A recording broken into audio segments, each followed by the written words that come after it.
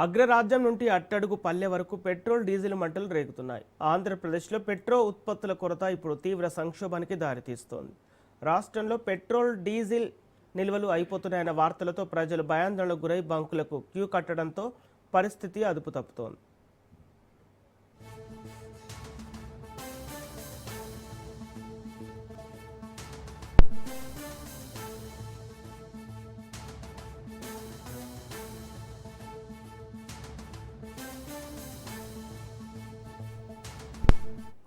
రాష్ట్రంలో నెలకొన్న ఈ ఉద్రిక్తత పరిస్థితులపై సీఎం చంద్రబాబు సీరియస్ అయ్యారు. ముంబై నుంచి అమరావతికి బయలుదేరే ముందు సీఎస్ సాయి ప్రసాద్ ఇతర ఉన్నతాధికారులతో టెలికాన్ఫరెన్స్ ద్వారా సమీక్ష నిర్వహించారు. రాష్ట్రంలో మొత్తం 4,510 బంకులుండగా దాదాపు 421 బంకులు స్టాక్ లేక మూతపడినట్లు అధికారులు సీఎంకు వివరించారు.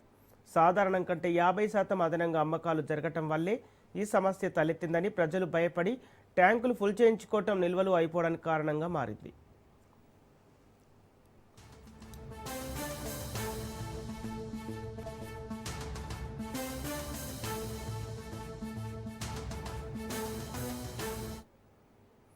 విజయవాడ, ఆటోనగర్, చిట్టినగర్, భవానీపురం ప్రాంతాల్లో వాహనదారులు కిలోమీటర్ల మేర బారులు తీరారు. ఒక్కో వాహనానికి 100 లేదా 200 రూపాయలకు మించిపోయటం లేదని వాహనదారులు వాపోతున్నారు.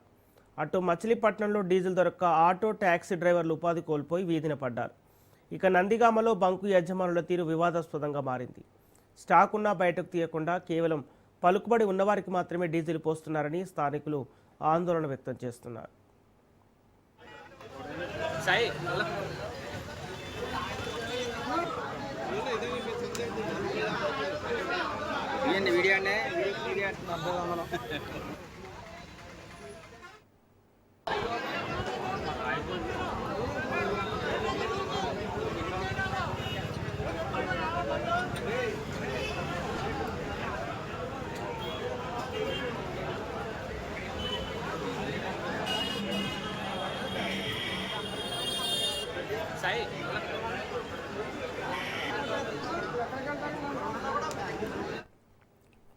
పెట్రో కష్టాలు రైతన్నను నిలువులా ముంచేస్తున్నాయి.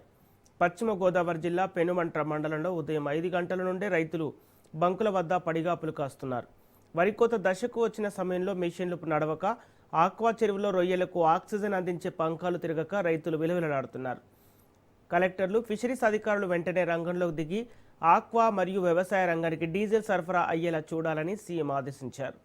దీంతో కొన్ని చోట్ల రెవెన్యూ, పోలీసు అధికారుల సమక్షంలో రైతులకు కోటాల పద్ధతిలో డీజిల్ పంపిణీ చేస్తున్నారు.